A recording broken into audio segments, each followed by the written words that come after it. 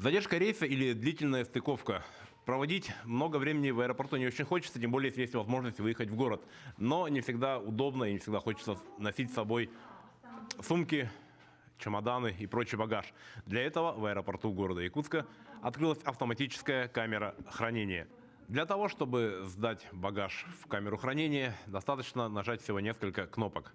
Выбираем ячейку, вводим номер телефона, оплачиваем картой, берем чек.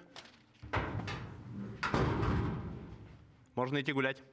Автоматизированная камера хранения установлена в аэропорту Якутск в рамках стратегии развития аэропорта до 2034 года. Сейчас камера хранения работает в тестовом режиме, но в ближайшее время выйдет на полную мощность.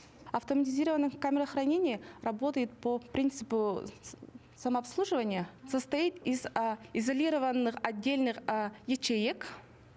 В данное время у нас 102 ячейки. В скором времени еще будут установлены крупногабаритные и холодильник ячейки. За 12 часов хранения стоит 170 рублей. За крупногабаритный 340 рублей. За холодильники ячейки 345 рублей. Особо стоит отметить, что оборудование и программное обеспечение камеры хранения – это результат совместной деятельности двух якутских компаний. Конструкционную часть сделали мы, инженерно-конструкторские разработки.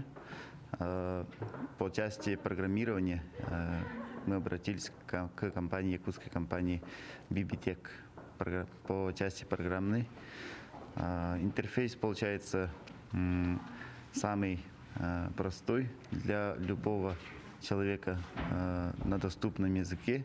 Это получается русский, якутский, английский, китайский, японский.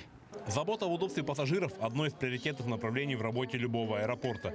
И отрадно, что наш аэропорт в этом вопросе на лидирующих позициях. Ведь далеко не каждый крупный автовокзал страны может похвастаться автоматизированной камерой хранения. Александр Хавренко, Илья Сыромятников, Якутск.